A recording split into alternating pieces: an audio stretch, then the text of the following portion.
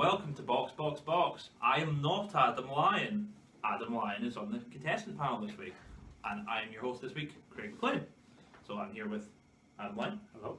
And also Adam Todd. Good afternoon. Today we will be giving you a slightly late report of Brazil, our Box Box Box Awards, and then a news roundup. So to start off with Brazil, we'll fire into qualifying. There was fears of rain, it didn't actually happen. The main talking point, obviously, Q1, lap 1, Lewis Hamilton, crash. Thoughts? It was nice to see, in my opinion. Obviously, you know, it made the rest of qualifying a lot more important for quite a lot of people, actually, not just people at the front, you know, there's a chance for some of the midfield teams to get a bit higher up, but overall it didn't really affect anything. The championship was over by that point anyway. But it was still good to see something different. You're always expecting something like that to happen in Brazil during qualifying. It definitely showed. Yeah, very uncharacteristic mistake from Lewis Hamilton. And when it did happen, you're perhaps thinking to yourself, had he taken the foot off the gas like he did in 2015 when he won the World Championship a few races earlier? But I do agree with Adam. It was good to see because it meant it was going to be exciting, the race. You knew that Lewis Hamilton would be able to watch him climb his way, fight his way back up. So yeah, I agree with Adam that it made the show more exciting, which is good. Obviously you don't want to see drivers crash, but yeah, with a driver of Hamilton's calibre, obviously starting in the back of the grid, you're going to be seeing overtakes, you're going to be seeing some action. And especially after just how dominant they were in Friday practice Mercedes, because it looked as if Hamilton would get pole, off into the sunset and would see him in lap 71. Absolutely. So that was another good reason as well. But obviously, as you say, don't like to see drivers have crashes, but it did spice up the action for some. There was mirrored memories of Schumacher as well crashing at the exact same corner in 2004 after he'd already confirmed the championship. Thankfully his was in practice, so it didn't actually affect his race as badly. So we got to Q3. Bottas got a pole, that's maybe slightly unexpected. He'd been slightly on the back foot recently. It looked like Ferrari were going to take it, but Bottas clinched it. I think that's his third pole position, I believe. Or yeah, third pole. Yep. Yeah. So thoughts on that? Improvement? I don't know. I mean, he pulled it out when the pressure was on, and that's always good to see, especially since he's been under fire quite a lot recently. But you know, with the Mercedes, however, you know, it's easier for him than most to get pole, so it's not as impressive as maybe it would be if a Red Bull or someone like that got pole. Yeah. Hugely important lap from Bottas. For him, yes, for his sake, yeah. Absolutely. And you get no better opportunity. He's probably thinking to himself, right, I'm not going to get better opportunities to win another race this season. My teammate, who has been in incredible form since the summer break, is going to be starting at the back. I'm starting at pole. And as we know, on Sunday, he obviously didn't go on to win the race. So, but it was a crucial lap on Saturday. Yep. Just a quick word on Lance Stroll as well, qualifying near the back. Yeah, again, he was actually slower than Pascal Wehrlein in the Sauber, both Haas's and both Toro Rosso's as well, when his teammate qualified 10th and a full second ahead of him. So there's something that he's not quite got it going. He's been worrying recently his season. qualifying performances. He's been getting it together a bit more in the races, not so much this weekend, as we'll come on to later. But yeah, he's got to be sorting it out, you'd think, during qualifying. Vettel second, Raikkonen third, Verstappen fourth. Ricciardo qualified fifth but got a grid penalty. On to the race, where Ricciardo can again be a talking point. Lap 1 incident at turn 1.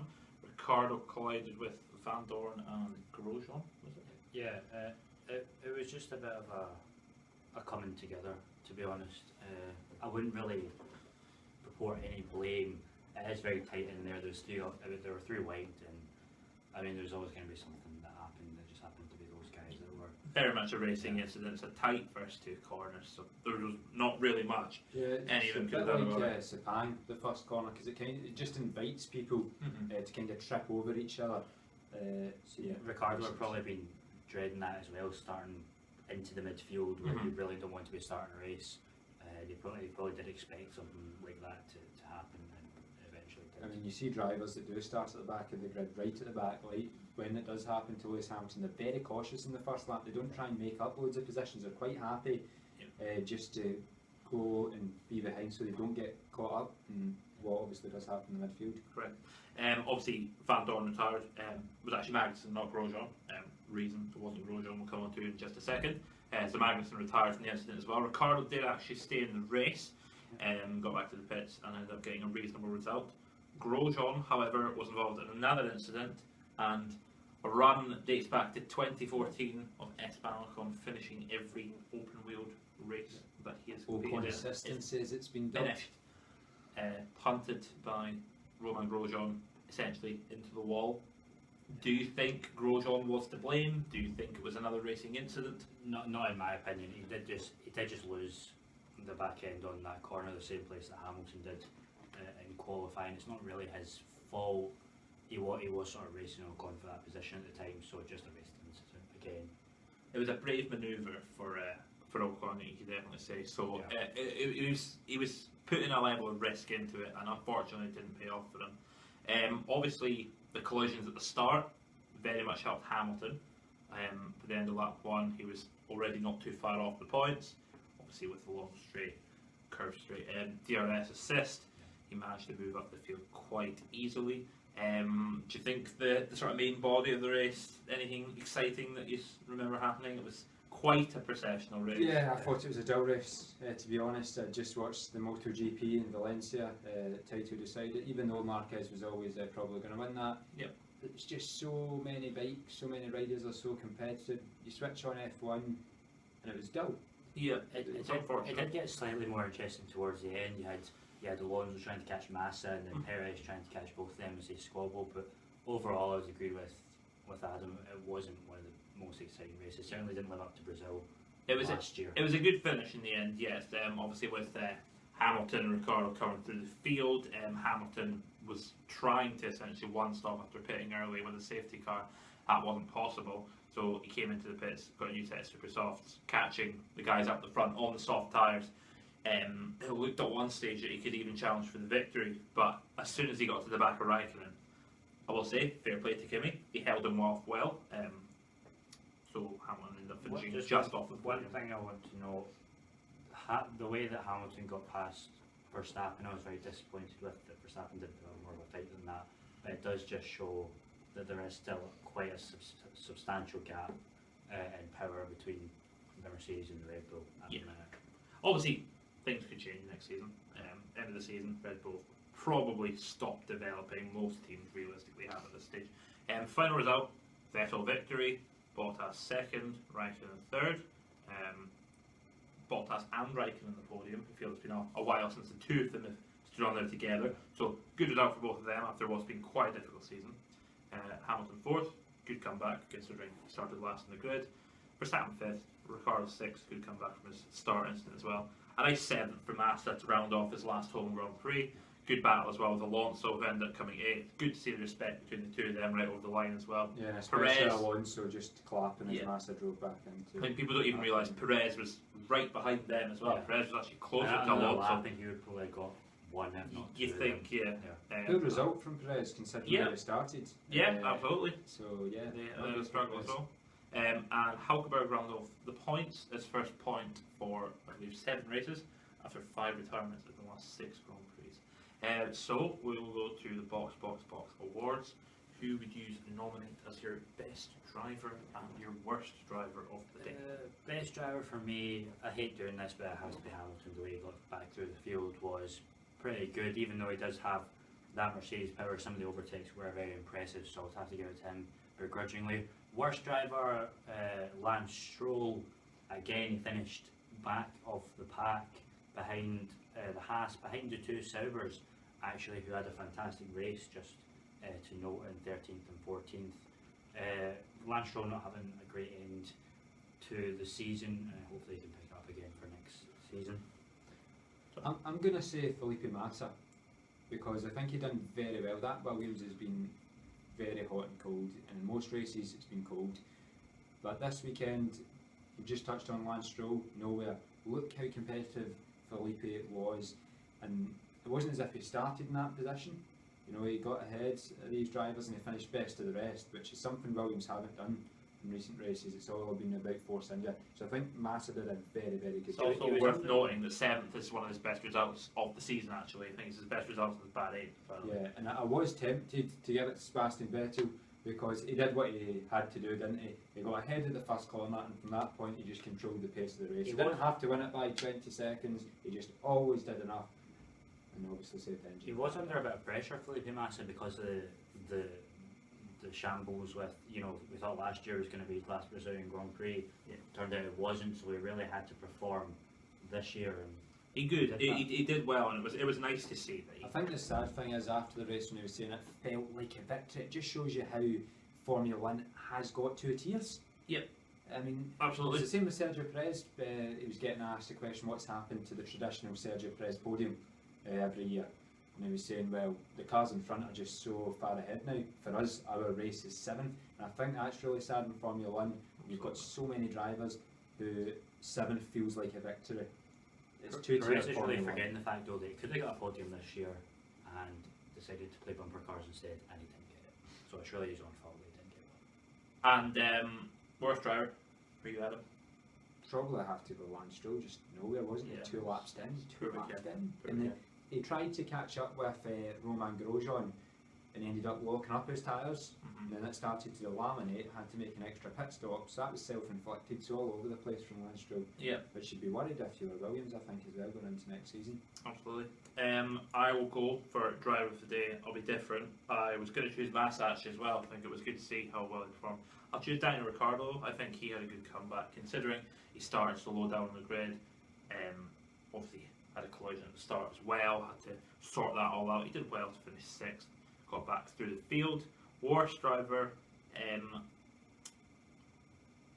I would possibly give to Grosjean. He's been quite off recently. Obviously the collision at the start didn't help him. He got a drive-through penalty. He seemed quite rattled. You know, he's not getting in the points, and it's affecting his ability to get results at the end of the day. So I think he needs to hopefully have a refresher over the off season and Grosjean come back seems to be stronger. very frustrated now because when he left Lotus to join Haas, everybody was saying if he does well here, this could be the start of his Ferrari career. Yeah. And then obviously Lotus were bought over by Renault. Yeah. He said that obviously being a French driver, French manufacturer, would have stayed at Renault. Now he's seen Renault are making the improvements. So in the end, it's looking as if it was a good short-term move. But yeah. And even in Haas, you would say that Grosjean is the senior driver of the two, or was. Yeah. But now Magnussen's sort of coming into it a wee bit, and maybe Grosjean's feeling a bit under pressure. You think Magnussen's a youth as well? If they're equal, they'd choose Magnussen over Grosjean because he's got a future, rather than Grosjean, who's only probably got a few years left in sport, realistically.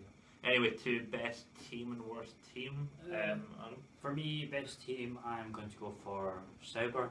I've hated on them a lot this year for some dreadful performances, but they've really been looking good these past couple of races. They're not getting the points, but they have been getting a lot further up the field than they were at the start of the season. 13th and 14th today. They were on 2 different strategies. They were both faster than each other at different points in the race, and it's really worked quite well for them. And it was a very good weekend for them. A good confidence boost going into next year.